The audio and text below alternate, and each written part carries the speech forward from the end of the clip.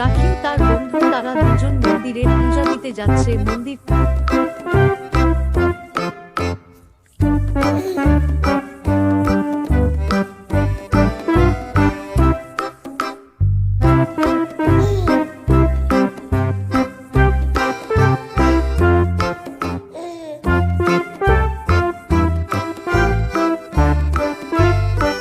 বাড়ি আসার সময় রাখি ও তার বন্ধু দেখল একটা ডাইনি একটা ব্রিজের উপর দাঁড়িয়ে দাঁড়িয়ে কাঁদছে।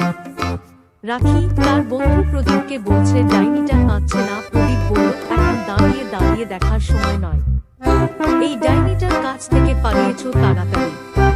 তারা দুজন ওখান থেকে পালিয়ে গেল। ওই গ্রামের ডাইনি ওই গ্রামের ডাইনি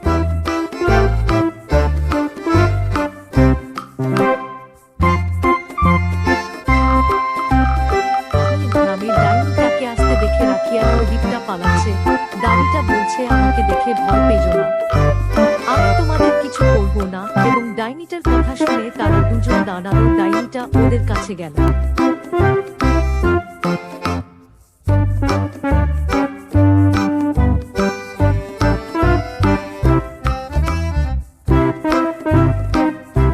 এবং বলল তোমরা আমার বন্ধু হবে। আমার কেউ বন্ধু নেই। হ্যাঁ, কেন না? আজ থেকে তুমি আমাদের বন্ধু। হ্যাঁ, আজ থেকে তুমি আমাদের বন্ধু। প্রদীপ বল। পরের দিন গ্রামে একটা বটগাছের নিচে তারা গল্প করল। ডাইনিটা তাদের নাম জিজ্ঞাসা করল এবং তারা তাদের দুজনের নাম বলল। নাম বলার পর দুজনের বাড়ি চলে গেল।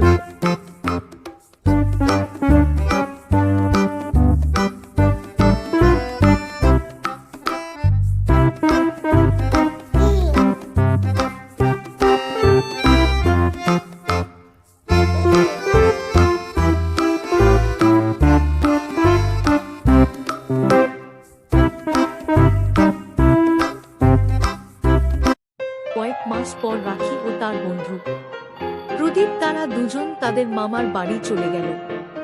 দেয়নি ওদের টাটা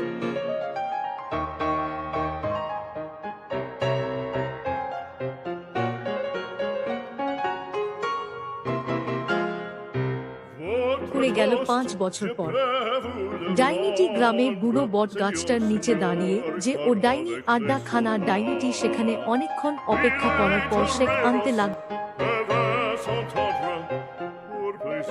তারপরের দিন ডাইনি গ্রাম ছেড়ে বহু দূরে চলে গেল। সে কখনো গ্রামে ফিরে এলো না।